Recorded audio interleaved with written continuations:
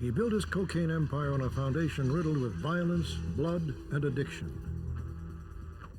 His menacing brutality forever changed a country, but his dangerous commodity destroyed families and entire communities. This is a story of Pablo Escobar, the king of cocaine.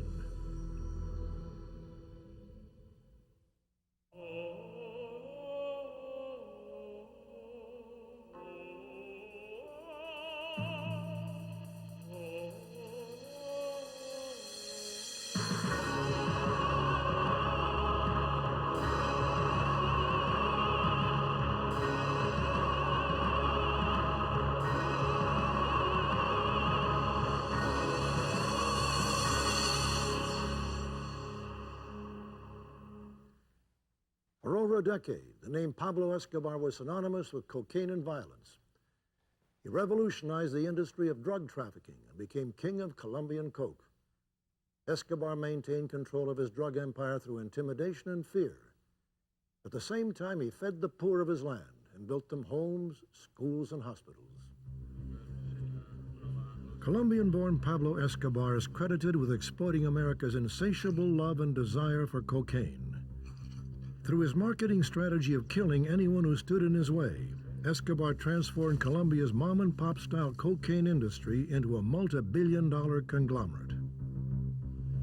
Along with his compadres of the Medellin cartel, he developed a narcotics distribution network that created a drug empire the likes of which the world had never seen.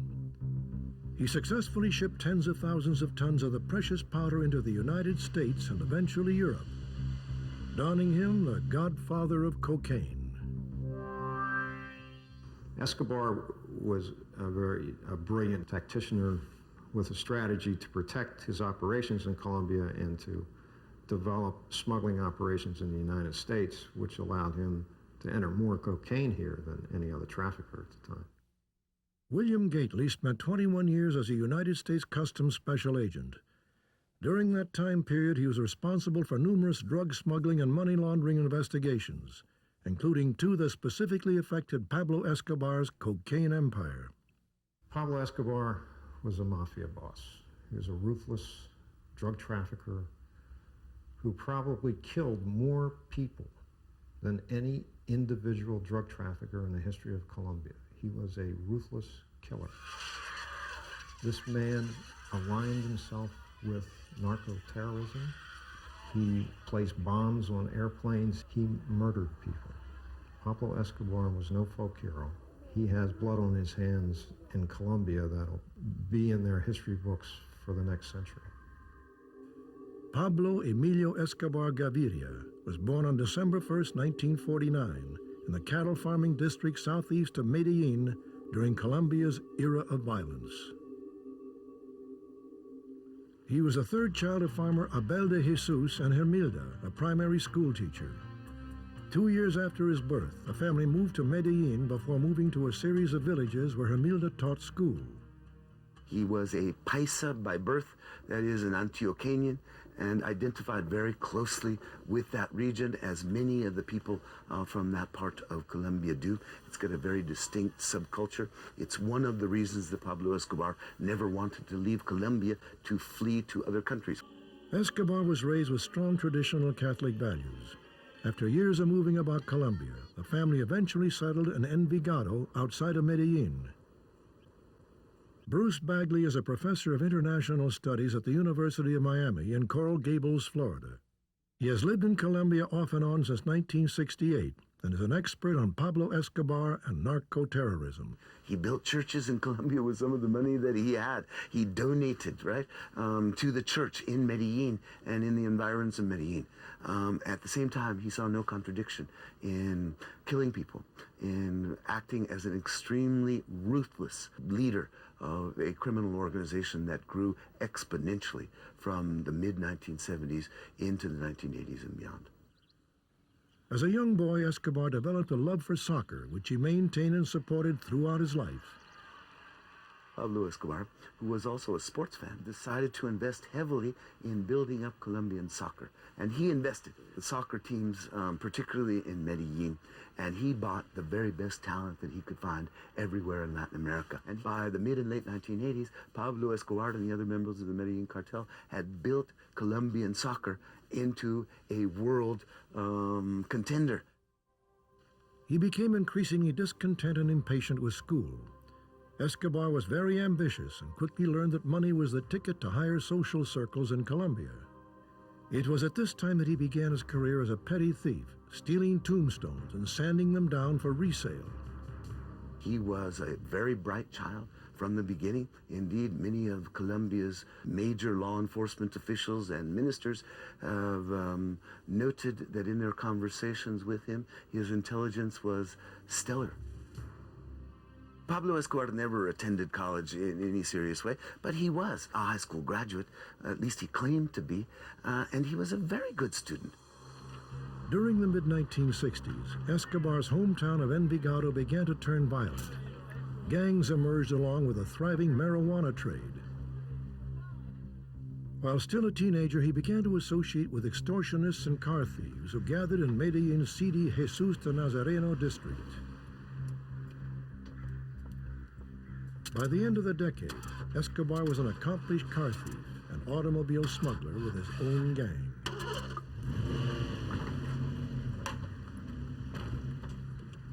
Everybody who knew him during his youth commented on his quick intelligence and his capacity to absorb information and to put things together in ways that many other people did not. That's one of his greatest talents. It made him an innovative entrepreneur in the clandestine trade of drug trafficking. Driven by his desire to become rich, Escobar's criminal activities escalated to murder for hire.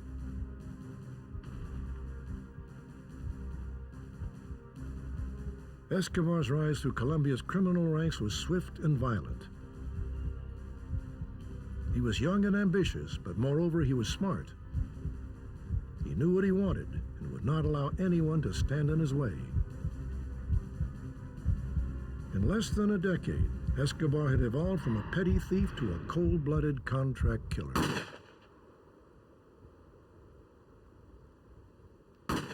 He served a brief stint in jail for presenting false documents. It was his first opportunity to observe hardened prisoners and the lawyers who defended them. They would later become the core of his organization. Fueled by his love of money and fast cars, Escobar and his cousin Gustavo Gaviria reportedly smuggled their first load of cocaine in a car race. They recognized when Pablo Escobar was in his early 20s that in comparison with stealing cars or bicycles or windshield wipers or things like that, that you could make a lot more money trafficking in drugs. Escobar overcame humble beginnings to become the world's wealthiest and most notorious cocaine trafficker. During the 1970s, coke became the drug of choice for the chic, the rich, and the famous. It was also found to be highly addictive. As its use exploded in the U.S., Pablo Escobar and the Medellin cartel positioned themselves to feed the insatiable demand. The genesis of Pablo Escobar's rise to international infamy began with an airplane flight from Colombia to the United States. In the mid-1970s, the street value of a kilo of cocaine was $35,000, and a small plane could carry millions of dollars worth. The innovation was utilizing airplanes, dropping off the loads, offloading them to cigarette boats, and then bringing them into the United States by boat, into South Florida particularly. That transportation revolution was one of the major innovations of the Medellin cartel. After Escobar's first flight, he decommissioned the small plane and mounted it above the entry gate of his farm so that everyone could see he was smuggling cocaine. By the late 1970s, with just a few flights under his belt, Escobar had already become a millionaire. In 1979, cocaine smuggling would enter an extremely profitable and ultra-violent new era. Pablo Escobar began a partnership with Carlos Leder. Leder was allegedly the biggest of the drug kings. The son of a German engineer, he grew up in Colombia. It was Leder who persuaded Escobar to begin smuggling larger shipments of cocaine in larger planes. The planes were now equipped with long-range fuel tanks, radar detectors, and communications scramblers. To avoid American airspace, Escobar later and others used the Bahamas as a stopover for breaking down the cocaine shipments before smuggling them into the U.S. They pretty much brought cocaine into the country at will. In South Florida, for example, private aircraft and commercial aircraft were bringing tons of cocaine into the peninsula on a daily basis. In addition to that, hideaways in the Bahama Islands were being used by the Colombian, predominantly the Medellin cartel.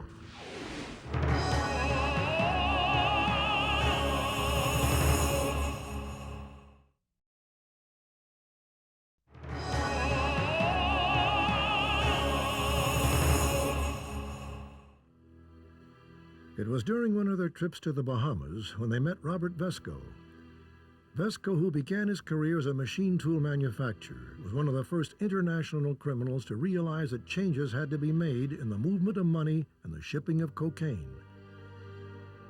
The old practice of smuggling large quantities one flight at a time was now considered to be too risky.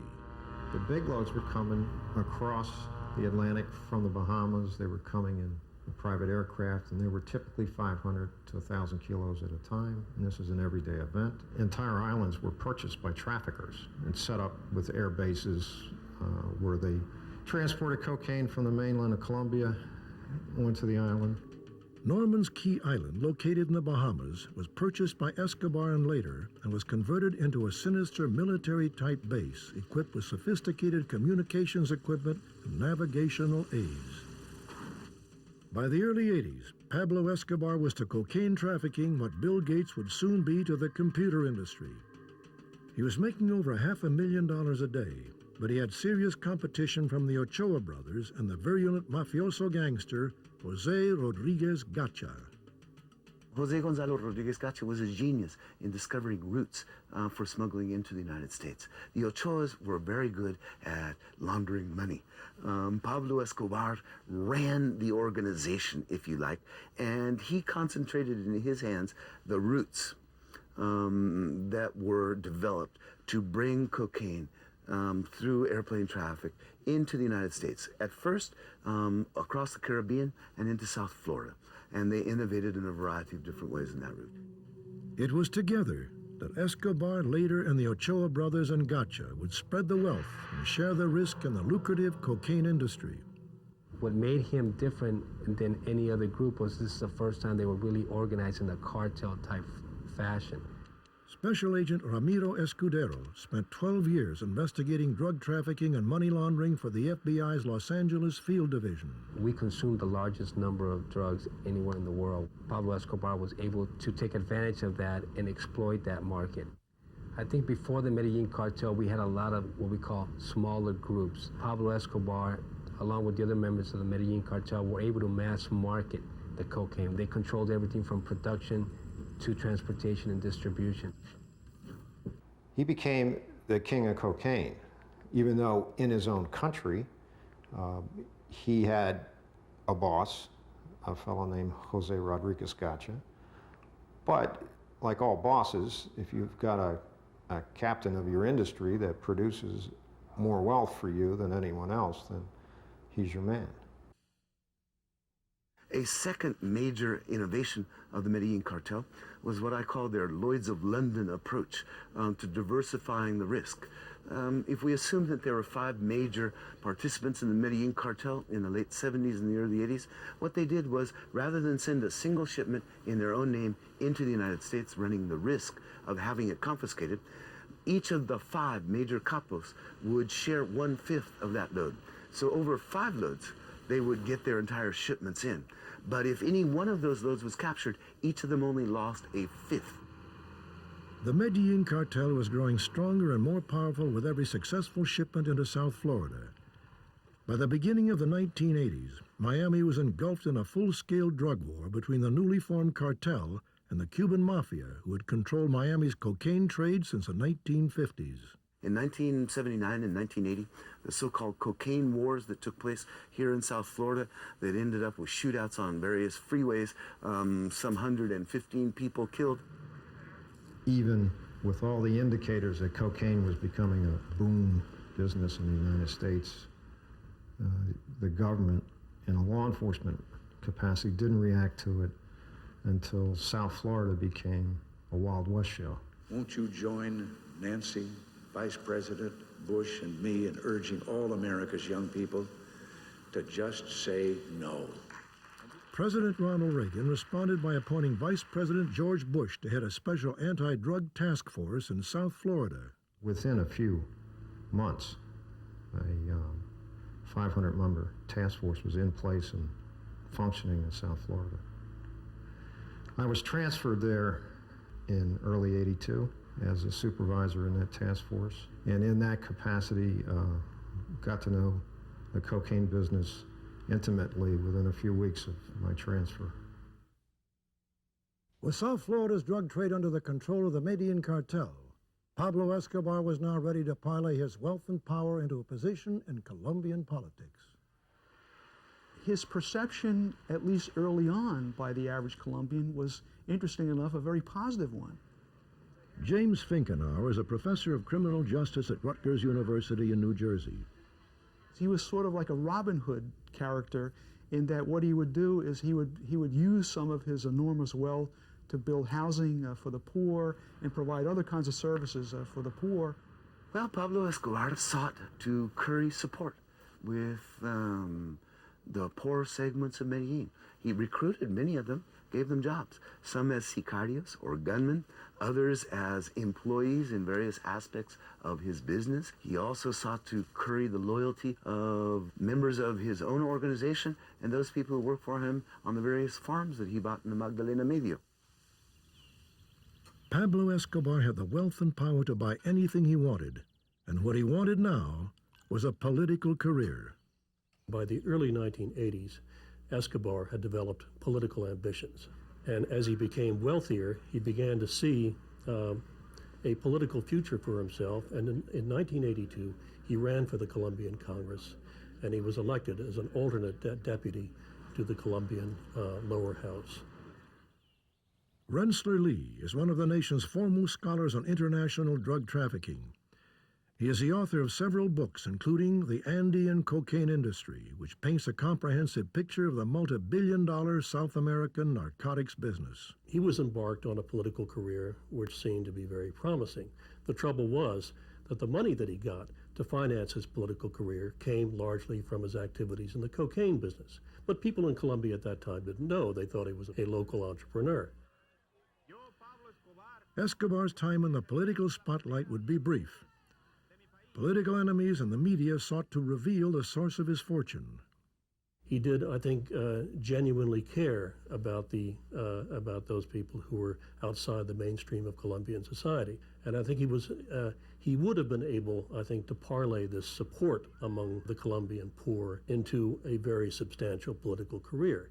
The only trouble was that he was kind of an interloper in the political scene, and his political enemies within the Liberal Party and in the media and elsewhere, they began to check up on this guy. Who is Pablo Escobar? Where does he come from? And above all, where does he get his money? And gradually, they began to go through the legal records. They found that he had been arrested for cocaine trafficking back in 1976. The details regarding his arrest were missing from the court's files. The two policemen responsible for the original arrest had been mysteriously murdered, and the judge who had tried the case could not be found. It was clear then that Pablo Escobar had made his fortune through illegitimate means. According to people who did know him, and one individual who knew him well, he was a demanding and ruthless character. The Robin Hood image only extended to the PR that he wanted known to the rest of the world. In 1983, Rodrigo Lara Bonilla was appointed as Attorney General and launched a campaign to crack down on Colombia's drug trade. The following year, the police raided Tranquilandia, the largest cocaine laboratory ever built. As the efforts by the Belisario Betancourt administration towards extradition became more intense, as the Attorney General of the country at that time, Rodrigo Lara Bonilla, began to bust the operations of the Medellin cartel, most importantly, Tranquilandia, the biggest refining complex ever constructed in Colombia, capable of producing some 1,000 kilos of cocaine per month. That bust set the Medellin cartel back in 1984, produced a great deal of ire in Pablo Escobar, and the Attorney General was targeted for assassination.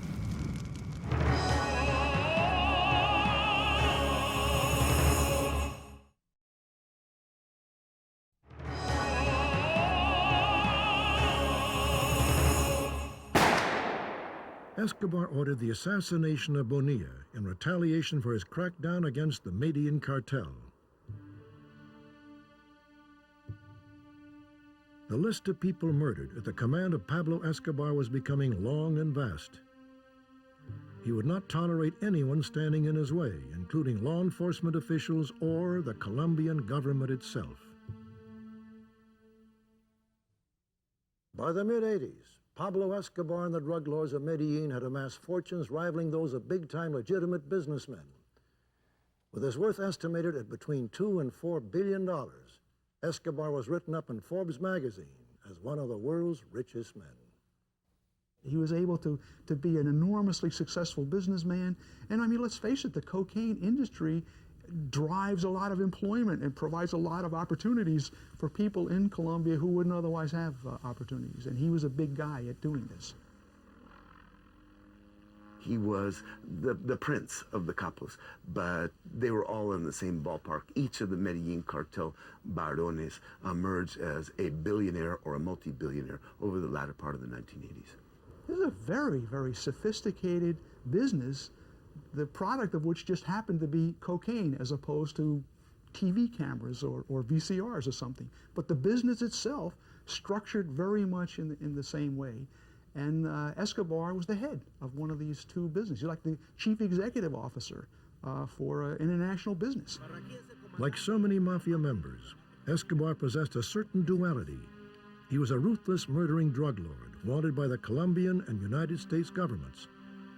But at the same time, he was a husband, loving father, and philanthropist who provided jobs, built homes, hospitals, schools, and recreational facilities for the people of his region.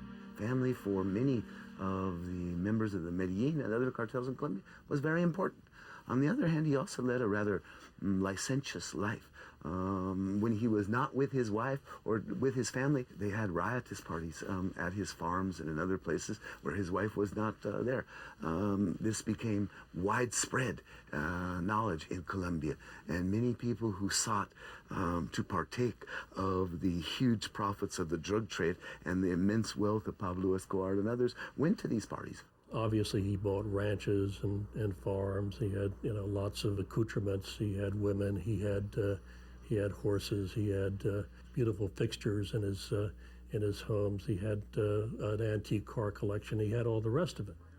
He had a zoo, for example. You could go in there. You wouldn't have to pay admission. Just go in there and see the animals. This was another one of these free services that he was giving to the public to enhance his image as being a socially responsible person and somebody who cared about the Colombian people. In reality, he was a savage entrepreneur, a cold-blooded killer who earned his fortune in the baneful world of narcotics. His drug trafficking empire became so large and so famous that he was a household word by the time 82 came around. Everyone knew who Pablo Escobar was. It was like who's Joe Gambino or Paul Castellano. They knew who Pablo Escobar was. His menacing product had destroyed the lives of millions. At the pinnacle of his power, the Medellin cartel was making between $6 and $8 billion a year. As a result of their efforts to bring more and more cocaine into the United States, they made up in volume what they lost in per unit price. Americans were consuming more cocaine than ever, and Escobar was wanted by both the Colombian and the United States government. Pablo Escobar did fear extradition, as all the Medellin capos did. They knew full well that extradition to the United States meant a lifelong sentence in jail. Carlos Ler was extradited. He was given life plus 135 years in Marion, Illinois. Pablo Escobar was intelligent enough to know that if he was ever judged in the United States, that the sentence he would get would be 2 lifetime sentences plus 135 years. They formed a group called the extraditables, the extraditables. And those extraditables launched, if you like, a terrorist campaign against the Colombian government to prevent them from extraditing the major figures of the Medellin cartel. The narco-terrorism conducted by the Medellin cartel bloodied South America's 4th largest country for the next 7 years. The cartel targeted anyone who supported extradition to the U.S. It led to the assassination of a variety of major Colombian officials, judges, police officers, notables in Colombian society. Guillermo Cano, the director of El Espectador newspaper, was assassinated. El Espectador headquarters were bombed during this campaign, and the violence became increasingly indiscriminate. He used the revolutionary forces of his fighting against the government of his country to protect his operations, providing them with arms and money, housing for their families, and education for their children, churches for them to worship in. It was open season on government officials, and one of Escobar's methods of persuading judges, politicians, and journalists was through intimidation. It was common practice for Escobar to send a message through one of his many attorneys. He would offer the targeted official a choice between plomo or plata, lead or silver. The messenger would also arrive with a photo album filled with pictures of the victim's home, family, and friends. In return for his life and cooperation, Escobar would pay the official a large sum of money. Again, because of his power and because of his, I would say, just brute force, he was able to influence a lot of people. The people heard, especially judges and prosecutors in Colombia, would hear the name Pablo Escobar. They would feel like there was a death threat, and they would not get in his way. In 1985, Colombia's murder rate mirrored that of a country at war. The city of Medellin alone reported nearly 1,700 homicides, the highest per capita in the country. No man, woman, or child was spared in Escobar's campaign of violence against anyone who dared to oppose him. 1 year later, the killings in Medellin more than doubled to 3,500, nearly 10 murders a day. So Pablo Escobar became increasingly filled with his own power, his own firepower, his own political power, and his own economic power. And he used his billions to, if you like, break down the doors of the Colombian government and to prevent it from functioning as a law enforcement entity against the Medellin cartel. They developed ties with Nicaragua, with a number of the Caribbean islands, with Panama, of course, with General Noriega in Panama, with some upper-level functionaries in the Castro government in Cuba, and they were very active in many parts of the hemisphere. His cocaine empire was steadily growing, and his product was being pushed throughout the world. Meanwhile, the casualties of the drug war in Colombia continued to rise. Escobar and his Medellin cartel were responsible for countless assassinations, including the Attorney General, a justice minister, dozens of journalists, more than 200 judges, and over 1,000 police officers. And the drug war escalated with the assassination of liberal presidential candidate Luis Carlos Galán in August 1989.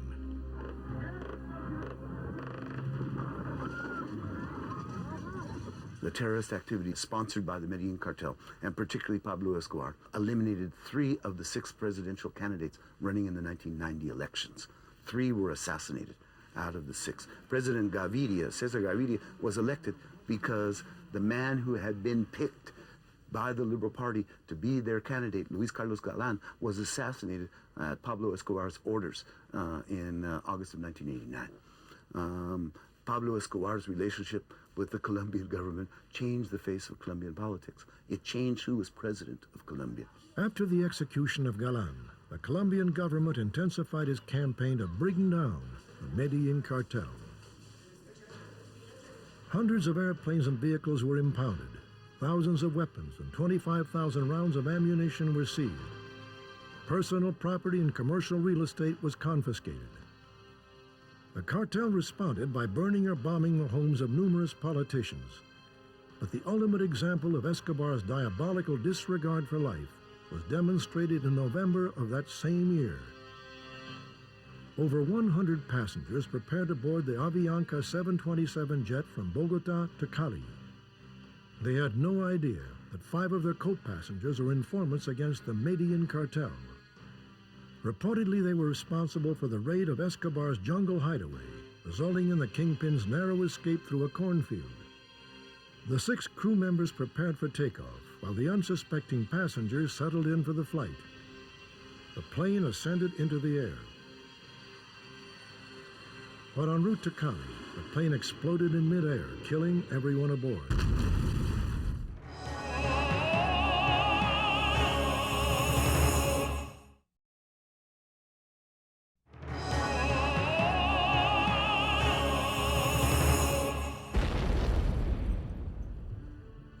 Pablo Escobar had struck again.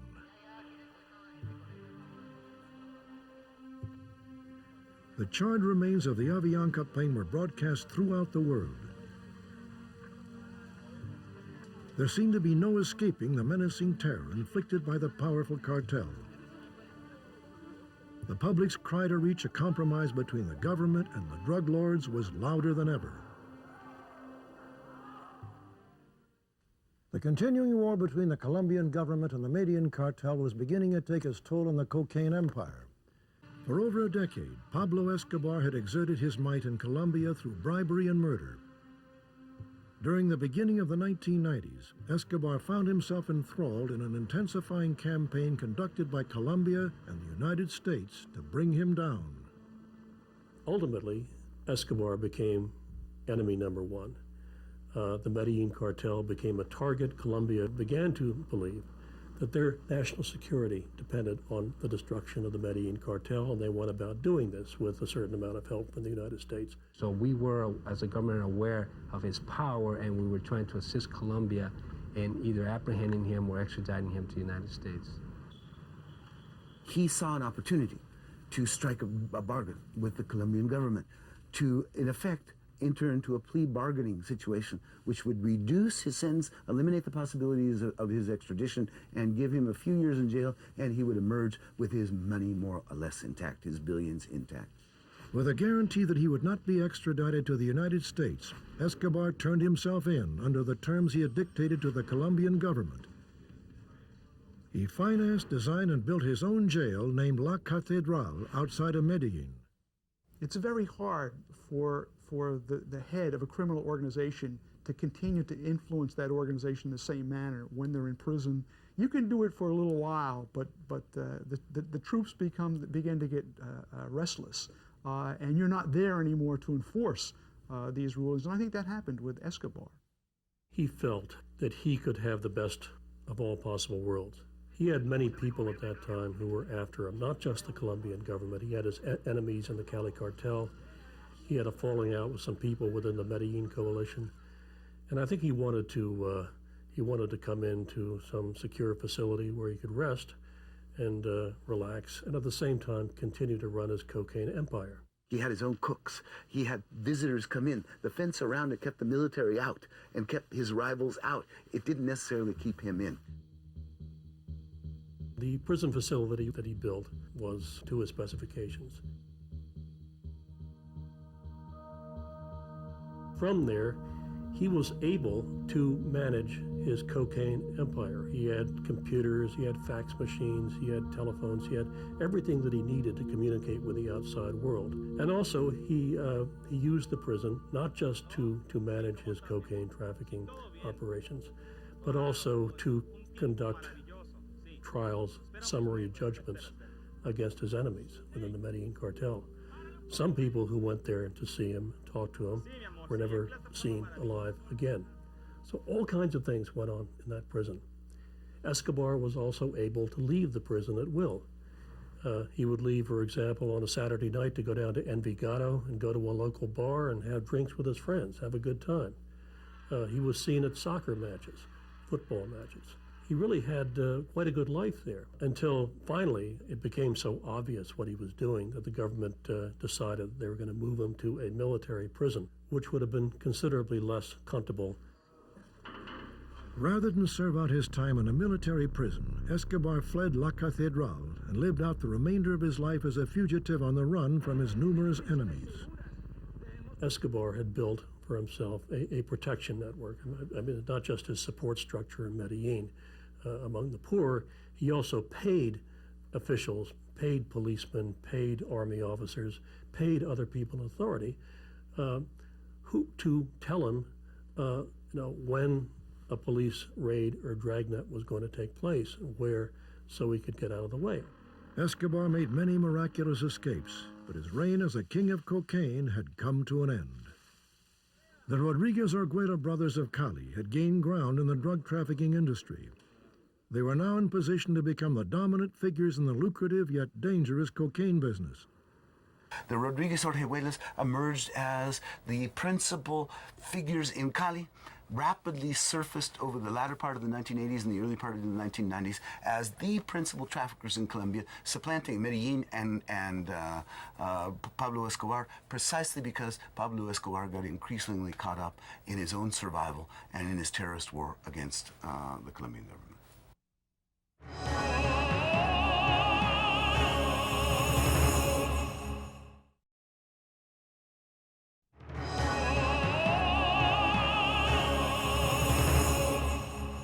Escobar was on the run, and his Medellin drug cartel was a mere shell of his former narco glory days. The ravishing effects of the cocaine war had taken its toll on 2 continents and exposed Escobar as a diabolical, ruthless killer who would do anything to push his lethal product. Escobar's escape from his luxurious prison was the ultimate slap in the face to the political establishment. With the backing of the American president, a special Colombian task force was created for the sole purpose of apprehending Escobar. We intend to see them dismantled and destroyed. Pablo Escobar had escape routes that allowed him to survive in clandestinity for a lengthy period of time, for a couple of years actually. But this was a kind of desperate existence. The reality was that he had created an organization with loyal followers, both in the Magdalena Medio, where he had a number of farms, and throughout Medellin, where he had a number of different residences. First of all, he has a lot of friends in Medellin. In other words, he has this huge political backing from a lot of the poor people in that city. And so there's a certain loyalty, and he can depend on this loyalty to provide a certain amount of cover or protection.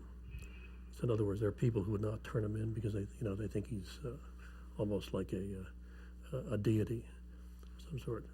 But his enemies were closing in. In 1992 and 1993, the Colombian authorities were making a tremendous effort just to demolish that organization. I mean, they arrested people. They killed something like 200 top-ranking and middle-ranking leaders. They offered surrender opportunities, plea bargain chances for people to come in. Basically, they put the Medellin cartel out of business. It became more costly. People simply didn't stay bought, and the Colombian government, with the backing of the United States, created new units within both the police and the military in order to pursue him. The Bloque de Búsqueda was a new unit created within the Colombian military precisely to go after Pablo Escobar.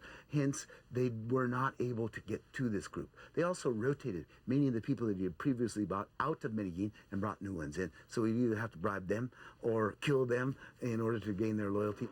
Colombian President Gaviria intensified the manhunt with additional command coordination, electronic bugging interdiction, and 24-hour surveillance. United States assistance was essential, but the Gaviria government was committed to getting Pablo Escobar too after he escaped from La Catedral. That was a black eye against the Colombian government and a violation of the agreement that they had reached. When Pablo Escobar did that and then went out and killed a bunch of members of his own organization, really the death bell was ringing already. Escobar had been on the run for over a year, but his luck was about to run out. He had taken refuge in an apartment located in Medellin. While talking to his son on his cellular telephone, the special police were able to identify his location. They were able to triangulate these communications and focus in on them, and found the block and finally found the apartment complex and the specific place where he was. Escobar attempted to escape by running across the rooftop of the apartment in which he sought shelter. A barrage of gunfire was exchanged between Escobar and the police. Pablo Emilio Escobar Gaviria was gunned down by the Special Police Force on December 2nd, 1993, one day after his 44th birthday. In the end, Escobar lay dead in a pool of his own blood without any shoes on his feet. The police celebrated in the streets while his family openly mourned his murder. He died a bloody death. Because at that point, this support structure, if you want to call it that, you know, the protection from above among officials, police and military, and among, you know, his local coteries of supporters in Medellin, that had begun to unravel. And when somebody becomes a public enemy like he was, all of this is going to begin to disintegrate. And it was that, I think, that created the conditions that allowed the police, or the so-called bloque de búsqueda, the search block, to kill him. Like his life, Escobar's funeral was a combination of joy from those who had personally suffered from his terror and sorrow by those who had benefited from his narco wealth and kindness. The Medellin cartel had been systematically dismembered. Carlos later was in jail. Jose Gonzalo Rodriguez Gacha was gunned down in the sugar cane fields along the Colombian coast, and the Ochoa brothers all copped plea bargains and were sent to prison. The underbosses of that organization did not disappear. Some of them were thrown in jail as well, but many of them continued to operate on their own. And so we have remnants of the Medellin cartel. Years after the death of Pablo Escobar and the demise of his Medellin cartel, the Colombian narcotics trade is stronger than ever. The large cartel structure has given way to smaller, more efficient organizations that not only traffic cocaine, but heroin as well. So the figurehead has changed. Pablo Escobar is gone, but we still have a drug problem. What has changed, for the most part, is the will in Colombia to do something, to salvage their country from a guerrilla force which has aligned itself so well with the drug traffickers. They are not a cartel. They do not traffic outside of Colombia. They're only partially involved in refining, but nonetheless, they provide protection for landing strips, protection for laboratories. They collect taxes from the peasant growers of both coca leaf and opium poppy.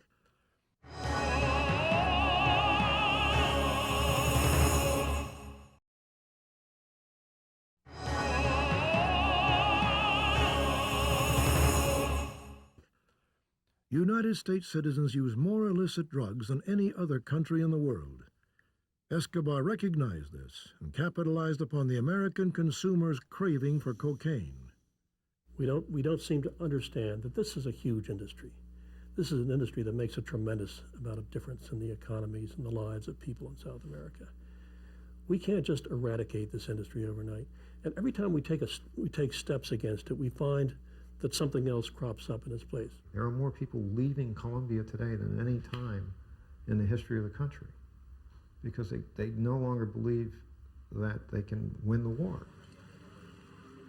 The legacy of Pablo Escobar will be felt for generations to come. Until the demand for illegal drugs is neutralized, there will always be a person or an entity willing to satisfy that desire. I think most of all, what I would remember Pablo Escobar for is for being the major architect of this cocaine industry, one of the most important, most painful, but also most important industries that has developed in Latin America and really the world. Regardless of what he did that was good, or perceived to be good, he did it for the proliferation of a criminal organization to bring billions in drug profits back to him personally so he could send more poison out. I don't believe that a country outside of Colombia knows the devastation of drug trafficking like they do. He was born as Pablo Escobar. He died the godfather of cocaine. Years after Pablo Escobar's death, people in Medellin still bring flowers to his gravesite. If asked, they might tell you about the home he built for them, or the food he distributed within their impoverished village, or the hospital he constructed for the sick.